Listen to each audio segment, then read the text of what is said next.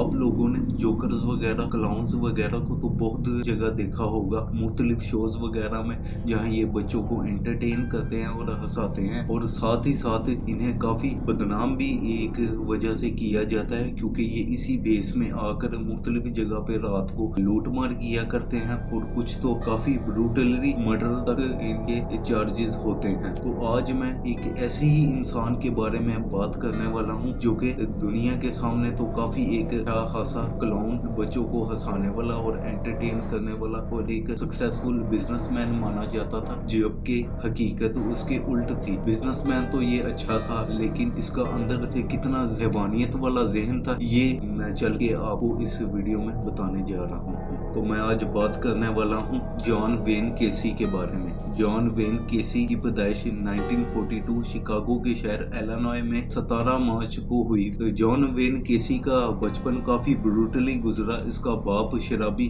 काफी इसके साथ मारपीट किया करता था। हर रोज इसके ये जुल्म और टॉर्चर सहना पड़ता था। इसके साथ साथ चलते चलते इसकी माँ को भी ये सारा जुल्म सहना पड़ा। उसके बाद मजीद आगे चल के इसका सारा बचपन इसी एक्टिविटी से गुजरता रहा। इसे स्कूल में भी काफी बुली किया जाता था। तो इन सब वाकयात के चलते चलते इसका बचपन काफी खराब सा गुजरा। तो इन्हीं सब वाकयात के चलते चलते इसकी सोच काफी एक घिर चुकी थी, काफी हैवानियत भरी एक सोच हो चुकी थी, जो कि आगे चल के इस मैं वीडियो में बात करता हूँ। तो 16 साल की उम्र में जॉन वेन केसी को एक फास्ट फूड रेस्टोरेंट में एक मैनेजर की नौकरी मिली, जिसका नाम था द जोकर क्लब। उसमें भी हिस्सा लेना शुरू कर दिया। तो जॉन वेन केसी इसी क्लब में बच्चों को हंसाता रहा और एंटरटेन करता रहा और गरीब बच्चों के लिए काफी चैरिटी वगैरह भी इकट्ठी जमा करने लगा। लेकिन साथ ही साथ किसको पता था कि इस इंसान के अंदर कितना हैवानियत से भरा हुआ इसका ज़हन है। 1968 में एक पहला वाकया सामने आया। तो 1968 में ये केस के अंदर हो गया, जिसमें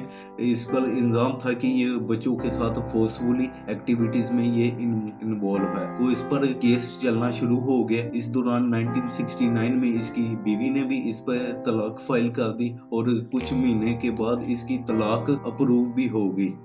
तो 1970s के अंदर इसने एक कंस्ट्रक्शन अपनी कंपनी खोली, जिसमें ये मुख्तलिफ बिल्डिंग्स की कंस्ट्रक्शन इसने स्टार्ट करनी शुरू कर दी। इसके चलते चलते इसकी इज्जत में काफी इजाफा हो गया। लोग इसे काफी सक्सेसफुल एक बिजनेसमैन मानते रहे।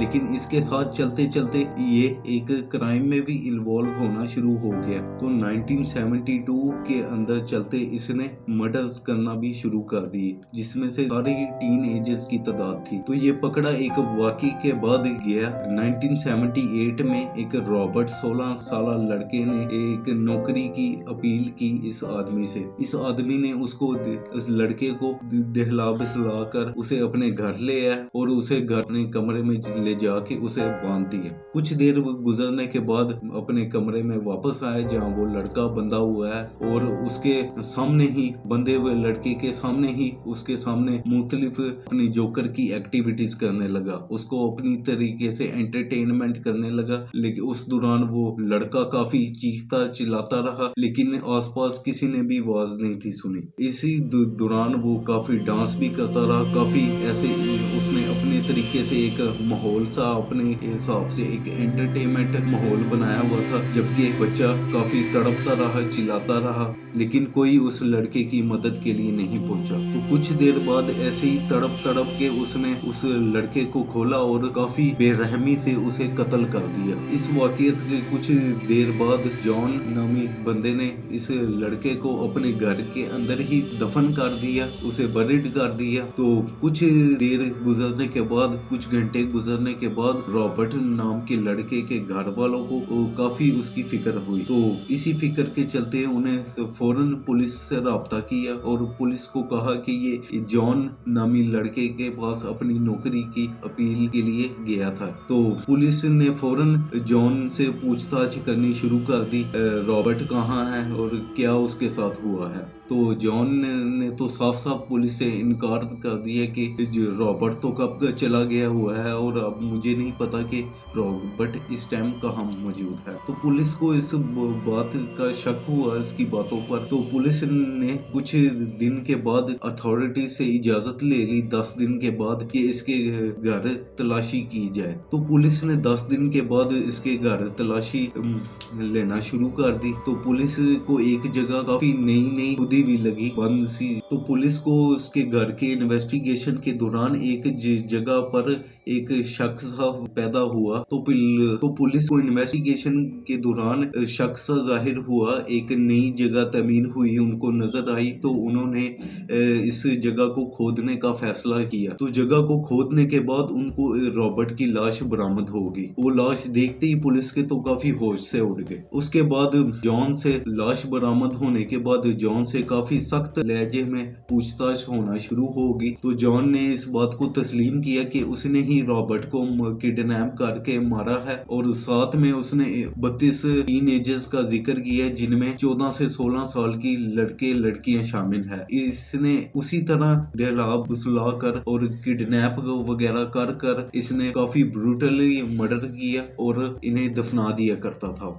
तो इन्वेस्टिगेशन के दौरान इनको तकरीबन 29 लाशें इसके घर से बरामद हुई, 4 लाशें इसके घर के तकरीबन पास में ही दफन थी। तो ये 1980 की ये केस चलता रहा और अदालत ने इसके बारे में ये फैसला किया कि इसे 14 साल सजा देकर इसे सजाए मौत दे दी जाए। तो 1994 10 मई को इसे फांसी की सजा दे दी गई। उसके बाद इसका घर एक कंस्ट्रक्शन कंपनी को दे दिया गया, जहां उन्होंने एक इमारत खड़ी कर दी। तो ये स्टोरी सुनने के बाद मेरा काफी अंदर से दिल मायूस सा हुआ है कि एक इंसान हंसाता बच्चों को हंसाता हुआ ये इंसान ऐसी हरकत कैसे कर सकता है। तो देखा जाए इसका पास्ट भी बचपन काफी ब्रूटली गुजरा है, काफी टॉर्चर से गुजरा है। इसका बाप इसको काफी मारपीट किया करता था और इसकी माँ को भी ये सहना पड़ता था। देखा जाए कि इन जैसे लोगों का पास्ट काफी बुरी तरह गुजरा होता है, और ये जब उम्र में बड़े होकर काफी ये फिर ब्रूटल किस्म के हो जाते हैं, काफी वायलेंट किस्म के इंसान बन जाते हैं। मुझे तो ये काफी दिल दहला देना वाकया लगा। तो आपका स्टोरी के बारे में क्या राय है कमेंट में जरूर बताना। आपको ये वीडियो कैसी लगी लाइक करना, और चैनल पसंद आया तो सब्सक्राइब करें। तब तक के लिए इजाजत चाहता हूँ।